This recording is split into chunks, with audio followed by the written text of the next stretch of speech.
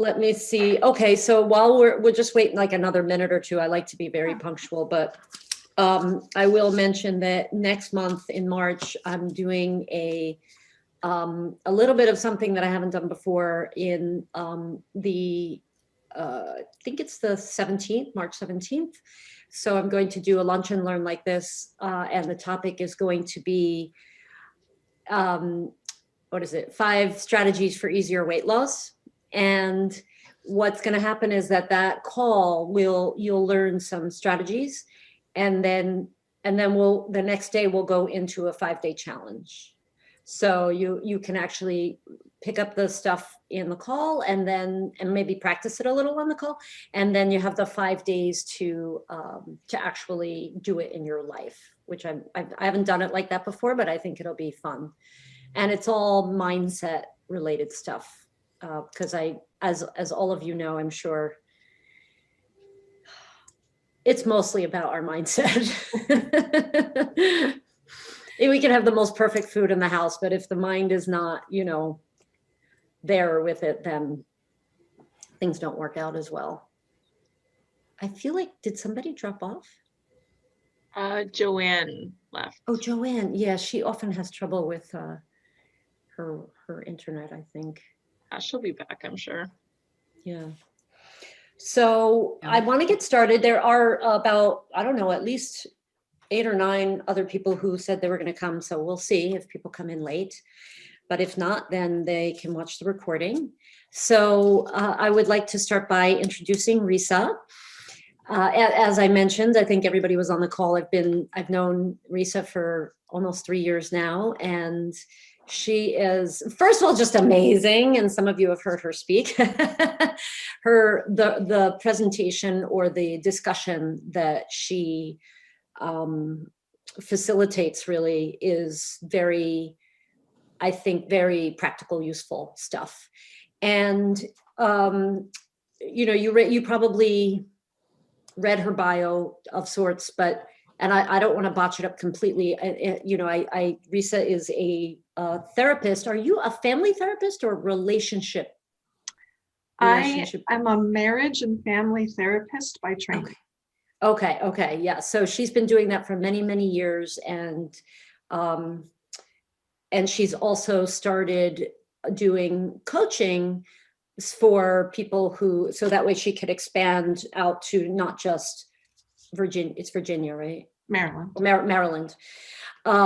So, and also I think just to maybe do it in a different way. Yeah. So she's brilliant and highly professional and just very compassionate. So I think you're really going to enjoy listening to her. And we really want to make this a discussion, especially because it is a small group. We can really just talk about whatever you want, positioning off of whatever Risa wants to talk about, because obviously she's the expert. That's probably the weirdest introduction you've ever had, but well, thanks, Jill. You're welcome. You say I'm the expert, and I do have a lot of knowledge and experience of helping people improve their relationships. And at the same time, I'm in it with everybody else, right? Like, I have to do the things that we're going to talk about today.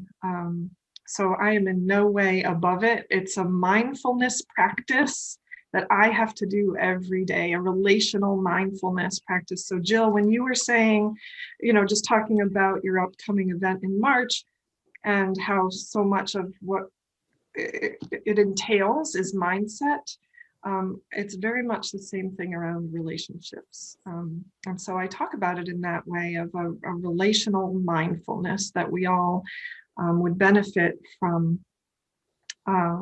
looking at it that way. So I have prepared lots of things to say and share with you today, but as Jill said, I do want this to be interactive as well. I will certainly open it up to questions, but I sort of want to set the stage first. And one of the things that I came across and not surprising to me, was that in 1938, Harvard began following 724 participants as part of like the longest running study on human development. And the purpose of that study was to determine what makes us happy. And the key element, the key result that they found showed that happiness and health are not a result of wealth, fame, or working hard, but instead comes from our relationships. And it's really undeniable that all the research shows that strong, healthy relationships lowers anxiety, depression, strengthens our immune system, helps you recover from disease, and even lengthens our lives.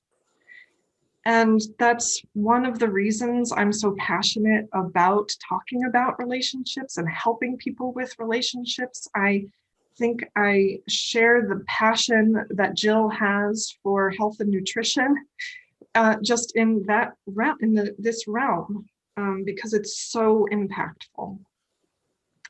And one of the things that my former supervisor and mentor is really well known for saying is that the quality of our relationships determines the quality of our lives.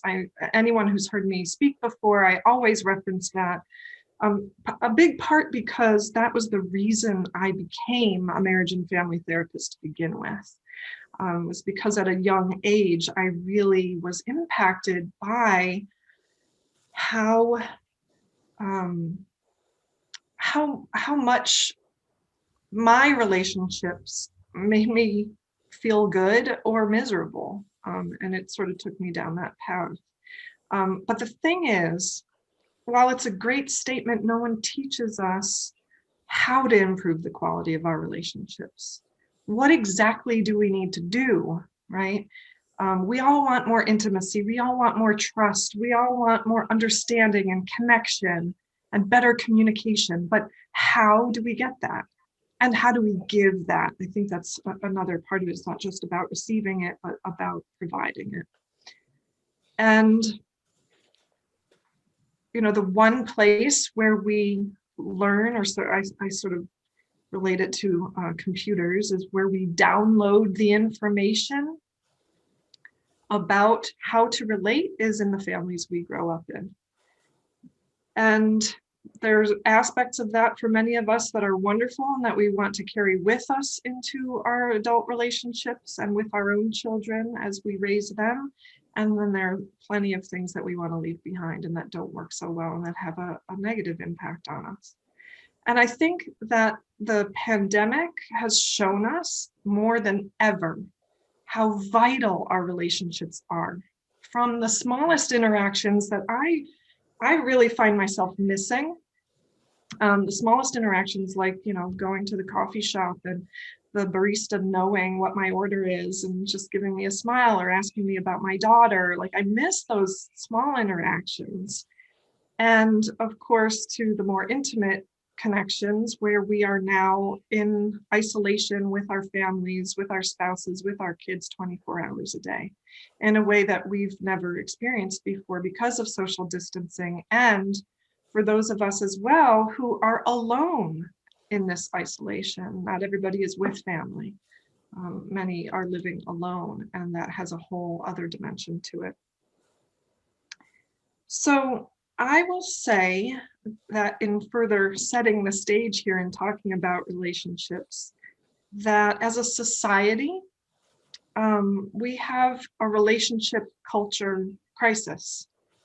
We can be connected virtually at the touch of a button, yet we are more disconnected than ever before. Our culture is not an inherently relationship supportive culture. It's focused on individual happiness, me versus you, us versus them, personal growth. And yet at the same time, we demand more of our relationships than at any other point in time in history. We expect our partners to be our lover, our confidant, our companion, our co-parent, our business partner, a great communicator, to fulfill our unmet needs. and desires, all while, doing the dishes and the laundry exactly the way we want them to. And it's a heavy burden. I see you laughing, Jill. You get it. Yeah. So this crisis has brought into our consciousness that people and relationships are our greatest source of strength. We get power from our relationships, our greatest source of health and healing, and it's time that we align our time and attention to that. So that's a big part of why I'm here today, is to help us do that. And to talk about, well, how exactly do we improve the quality of our relationships? Because if we have all of these demands on our relationships, we need to have the skills that go with those demands, and we don't. So this means developing a relational growth mindset. And as I said before, relational mindfulness. And there are 4, thanks for the thumbs up, Penny, or some thumbs up to something. Maybe it was just getting the audio. I don't know. But there are 4 main things that I focus on. I sort of put into categories when it comes to these relationship skills that I talk about. And that is the acronym SAVE, so S-A-V-E, and the S stands for self-awareness. First, we have to be aware of our own way of being in relationship, our impact on others. And then accountability is the A, which is, okay, well, when I behave that way, when I recognize that I do X, Y, or Z, I have to really be willing to take a hard look at that. It's what I call being, radically honest with yourself. And then there's vulnerability and empathy, and there are skills that go with that that are really essential for relating in a healthy way. Now, today I'm going to touch on 2 key primary elements of self-awareness, that falls into that S category, and it's the foundation upon which everything else is built. So I just want to make sure everybody's following me right now before I go on, and actually to ask Jill if I can share my screen. I have just a couple of slides because it's sometimes easier to talk about this or grasp it when we have a little visual. I'm kind of a visual person myself, and so it helps me to have that too. So just give me a thumbs up or a shout out or anything you might want to say that sort of resonates with you or whatever about what I've said so far.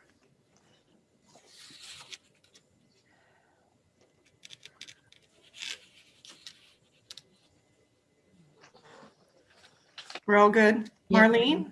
no, we're good. I just want to say, you keep going. You're on a. Okay, okay, thank you. You've probably heard what I've said so far because I said some of it in the other summit. All right, so let me move forward here. This is just an intro. There we go. Okay. So the first element I'm going to talk about that is really key, it's really part of the foundation, and that is self-esteem. And that's what this slide represents. Okay.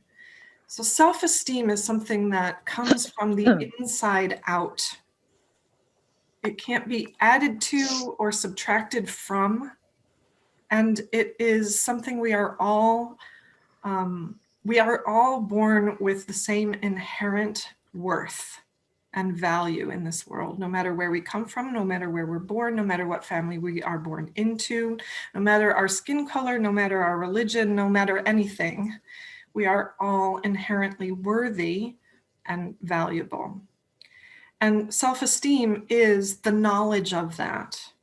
It's the skill of holding yourself in warm regard, flaws and all. So it means you esteem and cherish yourself as a flawed human being, that you are no better than and no less than anyone else on this planet. You have dignity and worth no matter what you have done. And sometimes we do things, we mess up, make mistakes, hurt someone's feelings, say something that's inappropriate or that's hurtful to somebody else. And so the slide that I have up here, self-esteem is the arrow going up and down, okay? And the energy of self-esteem when we go down at the bottom of the arrow is shame. When our self-esteem is low, we experience self-esteem as shame. And it's turning inward on ourselves, okay? Whereas at the other end of the spectrum, I guess that may help frame it a little bit better, that it's a spectrum. We experience our self-esteem on a spectrum. At the low point is shame, and at the high point is grandiosity or judgment of others. And the energy is either towards self or towards others at the bottom or the top, and the energy of that is contempt. When we experience shame, we are turning contempt, the energy of contempt, in on ourselves. I'm not good enough. I really screwed up. It's that voice in our head that is really harsh and negative towards us after we've done something, that critical voice. And that's something that's talked about a lot, I think, in sort of the self-help world. There's a lot of information about shame and managing that inner voice and that harsh critic. What isn't talked about a lot, and what I do talk about in the relationship intelligence coaching I do, is the other end of the spectrum, which is when that energy of contempt is turned towards others, is turned outwards and becomes grandiosity. What lives up there is when we say to ourselves, you know, it's that critical judgment of others. What does she know? That kind of thing. You know, it could be an example of when someone gives you feedback about something. You know, that didn't really work so well, it didn't really come across. And you think to yourself, or you maybe even say out loud, you dismiss it. It's you know, not taking that in and placing judgment on somebody else.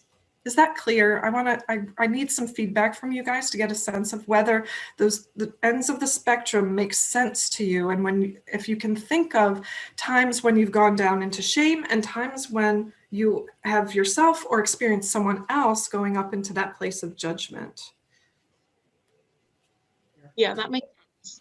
It's an interesting way to think about it. I've never thought about it like that before. Okay. There doesn't seem to be any good spot to be on this arrow. But we'll get to that. I promise that there is. Okay. Yeah, there certainly is. But what lives up here in grandiosity, up at the top, at the real extreme, okay, is narcissism, okay, is someone who is like someone who has a psychotic break and has grandiose beliefs about themselves. They believe they're God, okay? And I know that's way out there. We don't usually experience people who have that. But that's the extreme end of the spectrum of grandiosity, are those beliefs, okay? But we all have experienced it from others and likely have done it ourselves at, you know, a little further down on the end of the spectrum of grandiosity. Jill? Well, first I was going to ask, Eileen, were you going to say something? No. Yeah. No, I just was going to say that I am following, you know. Okay. Okay. And also that I've never thought of it that way, but it makes total sense. I was also going to say, like, when I first heard this, and every time I hear it, it reminds me of the I'm right thing, especially in relationships, like he's wrong and I'm right, and I'm above him and he's just whatever, selfish, or whatever negative thing that I can put on him, and I'm the one who's right in this relationship in this moment right now. And I think that stops conversation, it stops the communication. Yeah, absolutely. When we are in that mode or state of thinking we're right and the other person is wrong, we are in a state of grandiosity. And it's really important to recognize that and to explore that with ourselves. We all know and can recognize when we're in shame. We're not so good at recognizing when we're up in grandiosity. So that's one of the foundational skills, is really centering yourself in self-esteem, knowing when you're up high, knowing when you're down below, and learning to be in the center. Okay, but we're going to talk about that in a little bit. All right, because let me advance the screen here. The other aspect of the key elements here of healthy relationships is boundaries. Now, when I say boundaries, I think, and I used to think, and I think a lot of us hear that as saying no. Like that's the really common thing, is saying no to things. But let's talk a little bit, or let me describe a little bit about what boundaries really are. Boundaries are a limit or an edge that separate you from others. Obviously, our skin is a boundary. It's a boundary of our physical self, and every organism has a physical boundary, and that's pretty obvious. But everything inside your skin is your physical self. But we have another boundary that extends beyond our physical body, and we become really aware of that when someone stands too close to us. Right? That's the bubble. Like when my daughter was a teenager, she would say, respect the bubble, like knowing where that is. But it's not a physical boundary. It's there's a knowing, and we become aware of it when someone stands too close to us. It's that zone of comfort around us. And we'll let certain people in, like you'll let your spouse or you'll let your lover in to that boundary. And more so than we would a stranger. And when we used to stand close to people, to strangers on a packed train, well, we had to let them in closer. And now, of course, with social distancing, everybody is kept at an extreme distance, and we're experiencing the discomfort of not having people in close because it's needed. Gosh, I miss hugs like you wouldn't believe. I want to hug everybody I see. But there are other boundaries, and that gives you a sense of a boundary that's not truly physical, but we do experience it. But there are other boundaries, such as emotional boundaries, sexual boundaries, spiritual boundaries, and relational boundaries. And these boundaries bring order to our lives. They empower us to determine how we're going to be treated by others and how we will behave towards others, so we don't cross their boundaries. Okay. These boundaries are meant to protect us, right? Just like our skin protects us physically. Emotionally, these boundaries protect us from being hurt. And they're also meant to connect us. So when our boundaries are too rigid, we're on the left side here. We're walled off, disconnected, not letting information or other people in. We put up a wall, and there's different kinds of walls. I don't want to get too deep in the weeds here, because I could probably talk about this for a long time. But an example of being walled off would be someone gives you their opinion about something and you don't want to hear it. I'm not gonna listen to her. I don't care about what she has to say. That's a wall. Okay? And it falls in that upper area in grandiosity. But boundaryless far to the other side is when we allow people to do things that weakens our boundaries, makes them far too permeable, and think of it as someone who's thin-skinned, okay? So I'm going to give you some examples of ways we weaken our emotional boundaries by doing things like this. We pretend to agree with someone when we actually disagree. You know, you might say, oh gosh, yeah, I loved that movie, when you really hated that movie. Or concealing your true feelings about something. No, that didn't hurt me. I wasn't hurt by what you said, when you really were hurt. Or going along with an activity that you don't really want to do, but you do it anyway. Sure, I'd love to go paddleboarding, I don't know, when you really hate the water and you agree to do it, something like that. Or the opposite, right? Which is declining an activity that you'd really like to do. No, you guys go ahead. It's fine with me. You go ahead. Okay.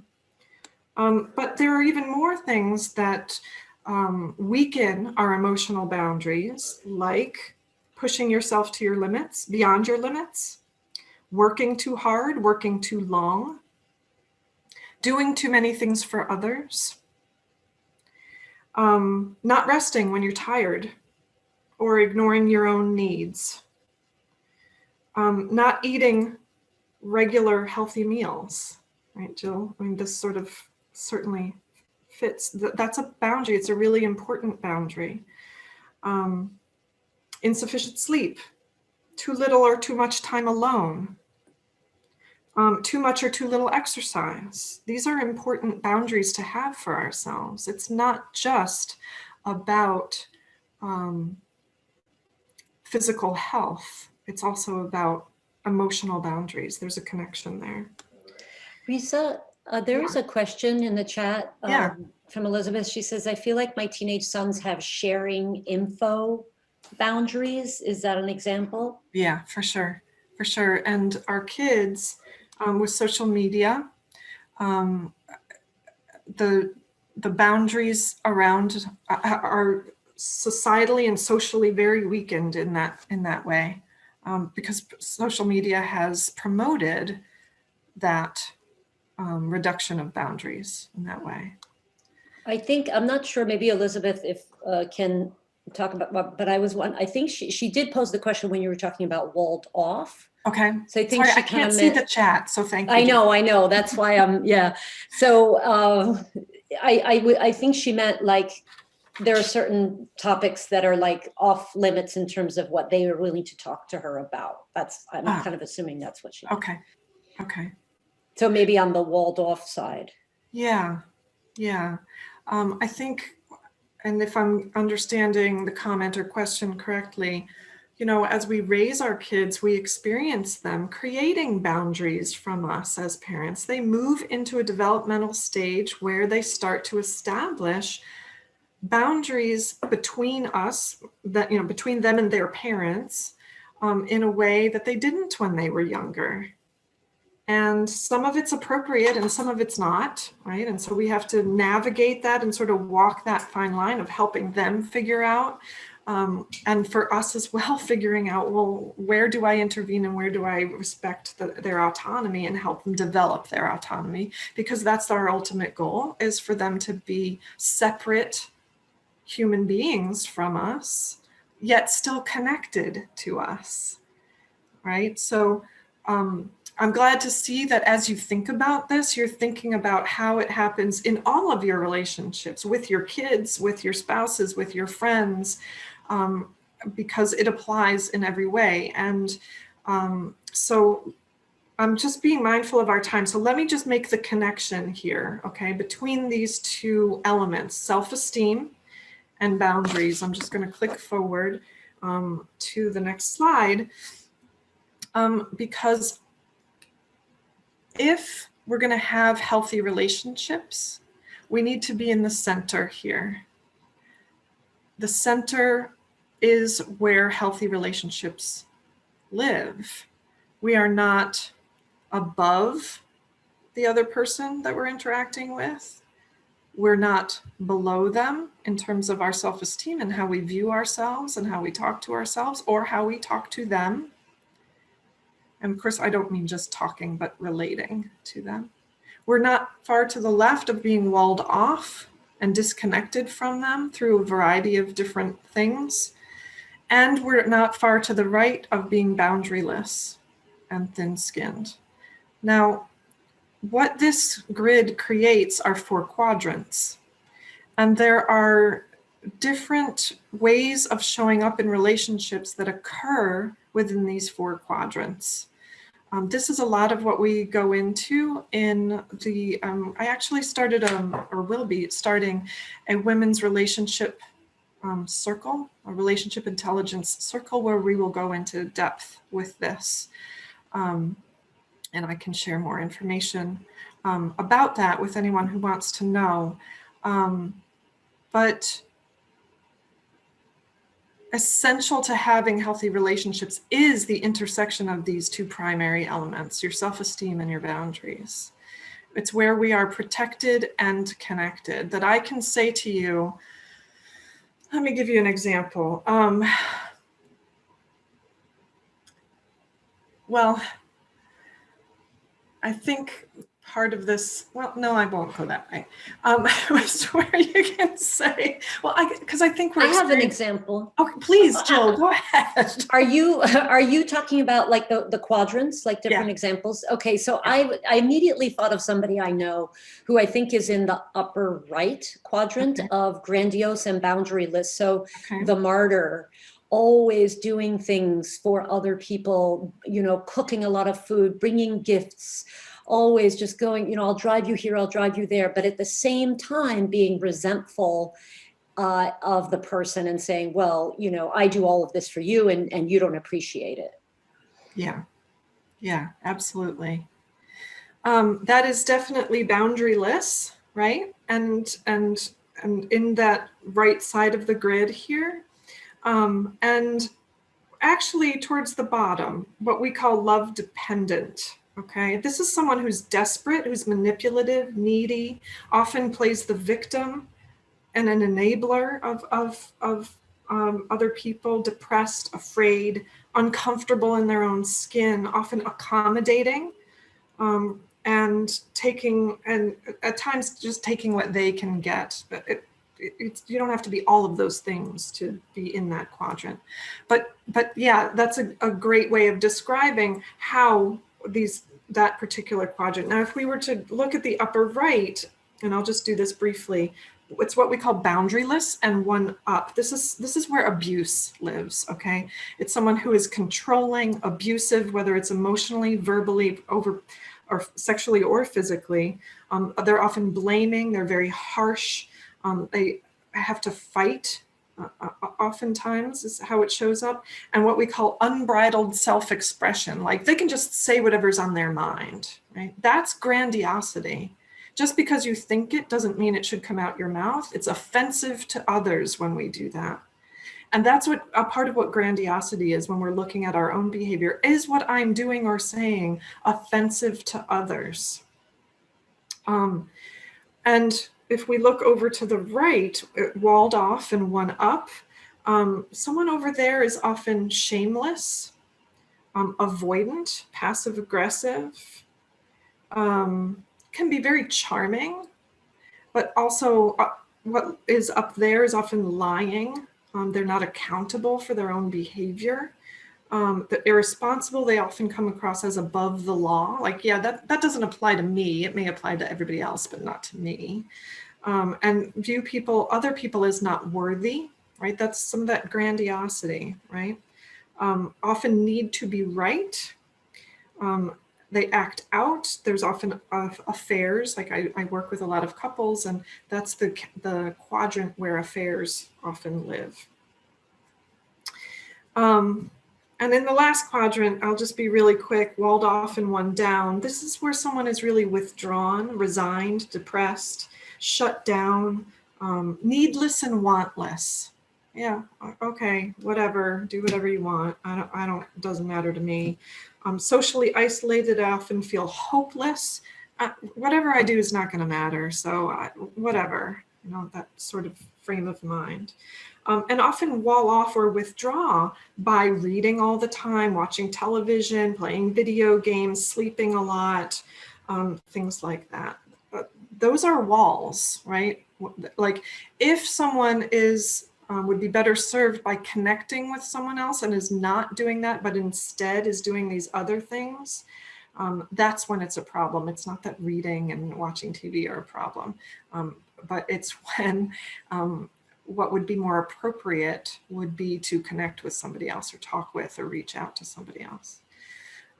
So this is a real short overview, right? The Cliff's Notes version of the two main skills that are essential for having healthy relationships: self-esteem and boundaries. And, in terms of our relational health, and when I said mindfulness before, and that radical honesty with ourselves, it means learning, where do I fall on this grid when I'm at my worst? Okay, this isn't about where you live all the time, but when I'm at my worst, which part of the grid do I tend to go into? How do I behave? And looking at how I behave will give you a clue as to where you fall on the grid when you're at your worst. So I want to make... What if you fall into more than one? Yeah. I think I've hopscotched into all of them. Yeah. And, I think it's where what I would encourage you to look at is, where do I typically go most of the time when I'm at my worst? We can all place ourselves in every quadrant of this grid at a different point in time. But I would ask you to look at your primary romantic relationship to look at this. Your most intimate relationship when you look at this. When you're really upset with your spouse, which quadrant do you go into? When you're really upset with your kids, which quadrant do you go into? But primarily look at it in your romantic relationship as a place to start. And of course, we can look back. I said, where do we download the information about how to be in relationships? We download that from the families we grew up in. So where would you put your mother? Where would you put your father as you grew up? And it's not about whether you're accurate or not. It's about what your perception was. They may place themselves in a different place on the grid when they're at their worst, and that's okay. It's your perception of your experience with that person to look at, because that's what we're reacting to. It's not about fact, okay?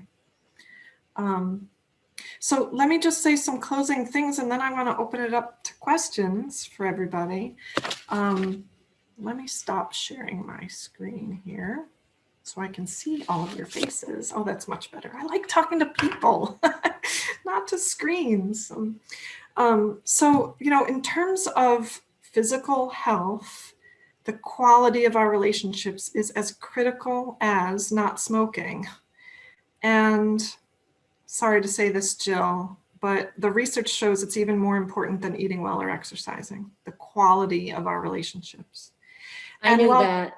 You knew that? I knew that, and I've always emphasized it, and that was why I wanted you to come and speak. That's why we gel so well together, because it's just, all of it's so important.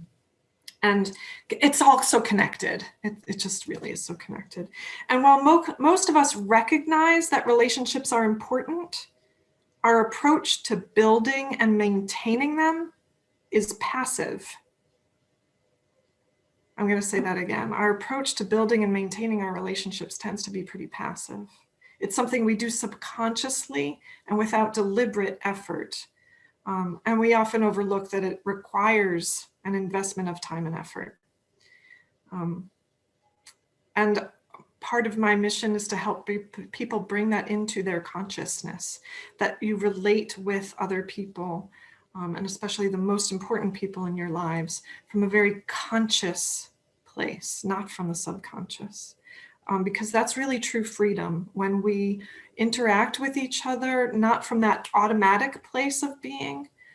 Because when we respond from our automatic subconscious thoughts, that's not freedom.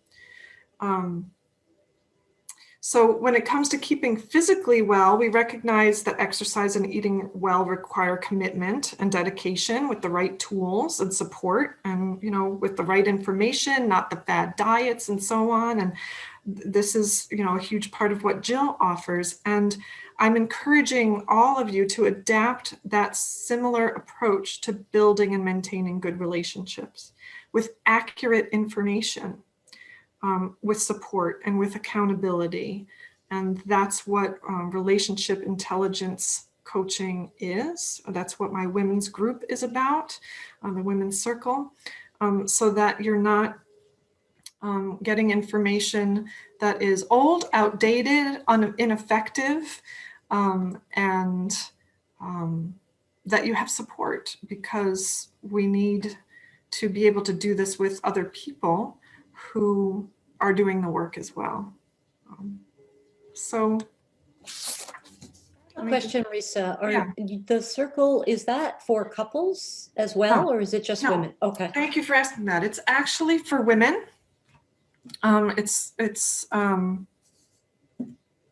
solely a women's group, so that we can sort of have an intimate connection of learning the skills and the support and accountability. One of the reasons I'm starting the group is because we can go to our girlfriends and talk about this, that, or the other, and often get very supportive responses. Yeah, he's a jerk. Yeah, he was being, but we really need to call each other out. I think you were being kind of grandiose there. And that was kind of up there, Or wait a minute, you're way down in shame. We gotta help you lift up from that. To be real, and not just I'm on your side. Sometimes being on our side means calling out what is not healthy and is not working on what we're doing. If it's I have another question. So you mentioned the acronym SAVE, which I put in the chat. Mhm. So what you just talked about, does that all fall under self-awareness? Pretty much, like that's Yes. just okay. That's just the beginning. It's just like, oh my gosh, I could go on and on and on, right?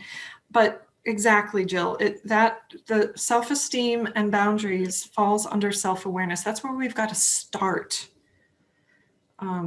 And within the other aspects, there are skills, and there are other, things that we'll learn about and teach and learn together and practice together.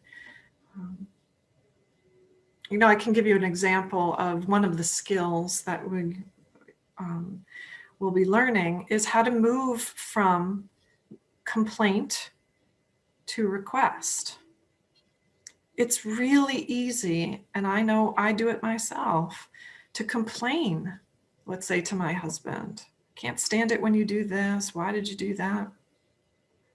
And it's much more difficult and much more vulnerable to make a request of him.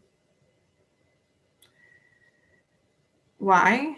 Well, because when we make a request, there's the possibility that the other person will turn us down. But when we complain, we keep that wall up of what's not working. That wall. Is that also lack of accountability when you complain? It's like I'm not taking responsibility for my part in this current situation. Exactly.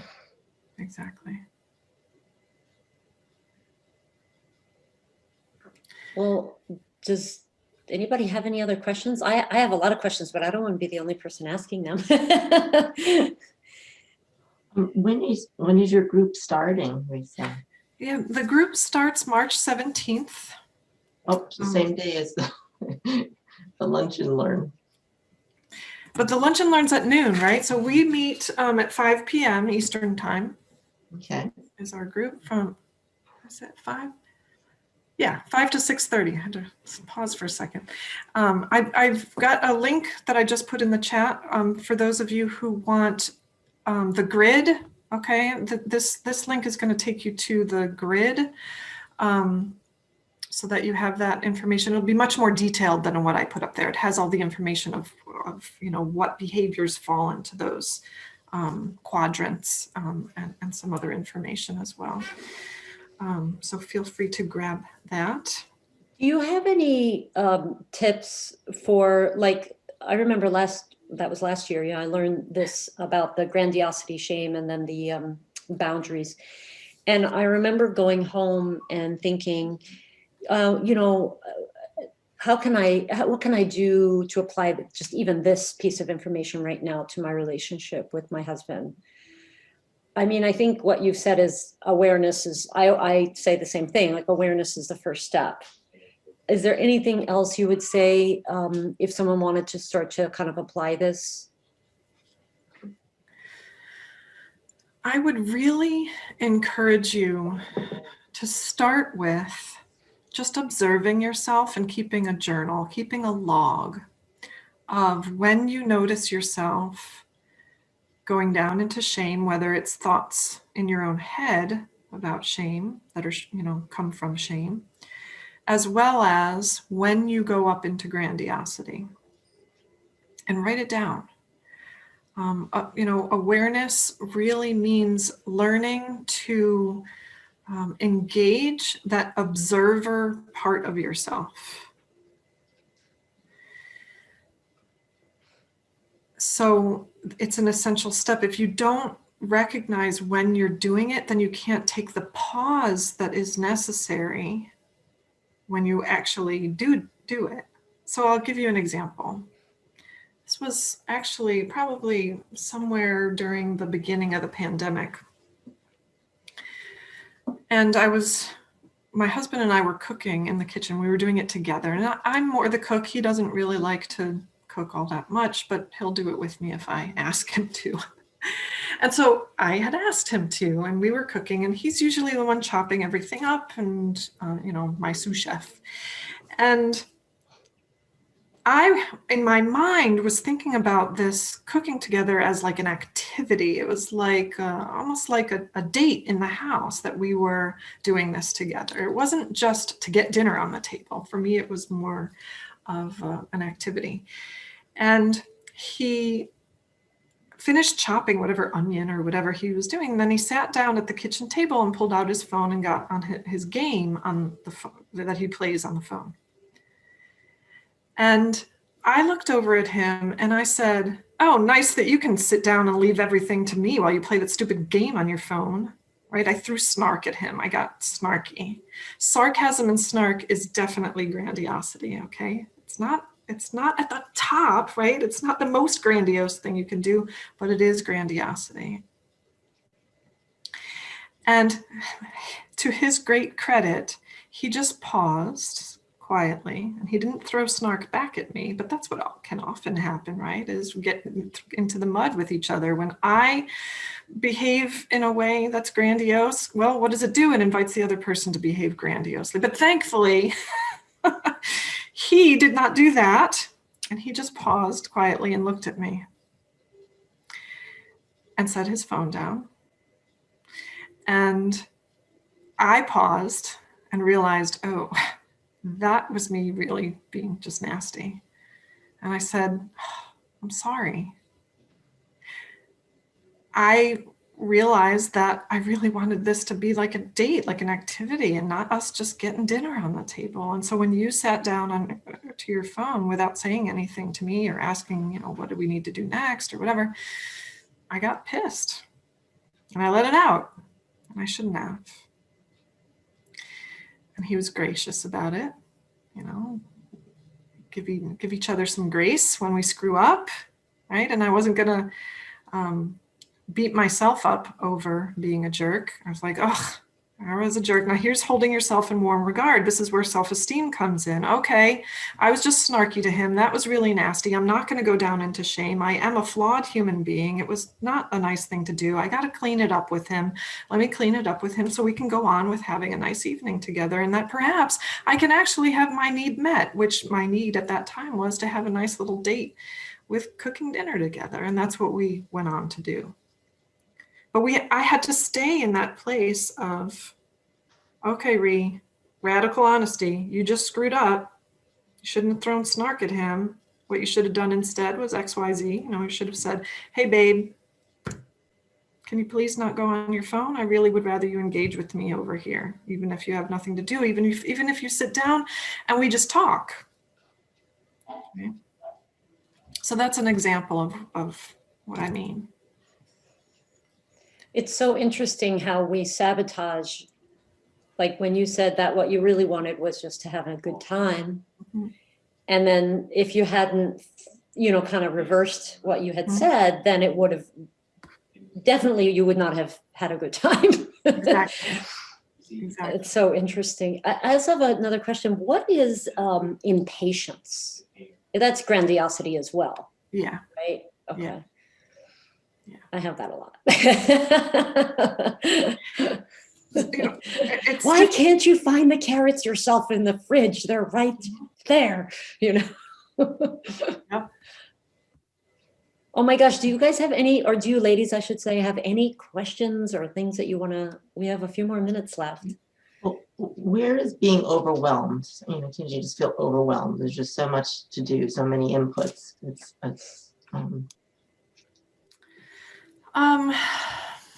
Say more about that when you think about being overwhelmed. Just not sure where to put my attention first. It's like I need to take care of the invitations. I need to take care of the something at work. I need to clean up the mess in the kitchen. I need to do the laundry. It's just like ready to explode. Yeah. I would put that in to explore that around self-esteem and what your expectations are of yourself and perfectionism and where perhaps some of that comes from, or the value of doing all the things, right? Like sort of some of the messages that come from history, from family you grew up in and so on, to explore that around that sense of self-esteem. And also boundaries for yourself, like it's not all one or the other, right? Like, but where are the boundaries of taking care of yourself? Do you have to do all the things? Are you putting a lot of pressure on yourself to do more than is within your bandwidth right now? And I guess one of the things that I say to my clients a lot lately is, please remember, everything we are doing right now is within the context of a global pandemic. We've never lived through anything like this before. And many of us, myself included, have the expectation, spoken or unspoken, that we still proceed or live or get things done the way we did in the before times. I like to call it the before times, before the pandemic. And it's not realistic and it's not healthy. We need to give ourselves a break. And we need to keep what we're doing in context, right? So that we can come down from that overwhelm and be kind to ourselves, compassionate with ourselves, that loving inner voice that says, it's okay, the laundry will get done tomorrow. Don't have to do it all. Or you know what, maybe I need some help. Maybe there's someone who could help me out. Don't have to do it all myself, that kind of thing.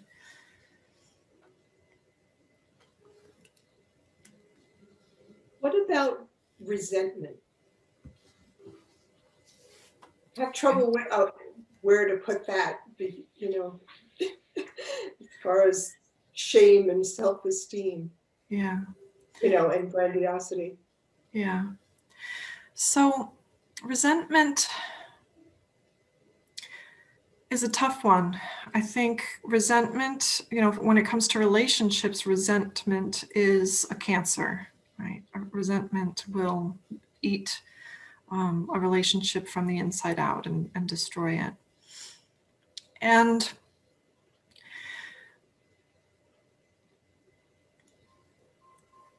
without discussing specifics, obviously, I don't think there's any relationship that doesn't experience some degree of resentment. And the question to ask ourselves is, every relationship has disappointments, has needs, does not meet all of our needs. Am I going to live from that place of resentment? Or can I lay the past to rest? And that's very different than forgiveness. I'm not talking about forgiveness. I'm talking about laying the past to rest, which means living with the disappointment, the resentment, but not living from it, not interacting from a place of resentment. And of course, it depends on, well, what repair, what amount of repair has been offered from the other person, and what attempts have been made towards repair. Or is the behavior still continuing? If the behavior is still continuing, you don't forgive things that are still hurtful and continuing. It's not reasonable. There's work to be done there. Does that answer to some Yes. degree, Eileen? Yeah, Yeah. thank you.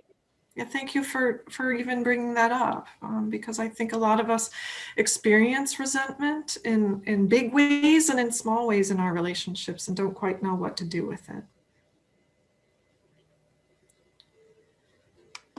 One thing that I learned pretty recently that I should have known my whole life, but is that I think a lot of those types of feelings like resentment will come from wanting to control another person.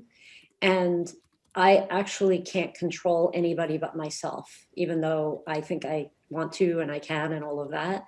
So I think for me that any kind of time that I feel that resentment, I remind myself that this person is outside of my realm of control. And if I just stop trying to do that, then I'm not going to resent that person anymore, because it's not about what that person does. It's about my my perception of that. Yeah. Yeah. I put in the chat the link to my website on the page that talks about the Women's Circle, if any of you are interested in more information there. And I am taking applications to be a part of the circle. I like to, know a bit about each person who wants to participate and then set up a time to chat with. So that's what the application is for. And I'd love to stay in touch with you guys in any way you are open to. So, feel free to go over to the website just to do that and get connected. So I'll be sure to send out stuff that's about helping relationships. And, always feel free to message me and ask your own questions of me.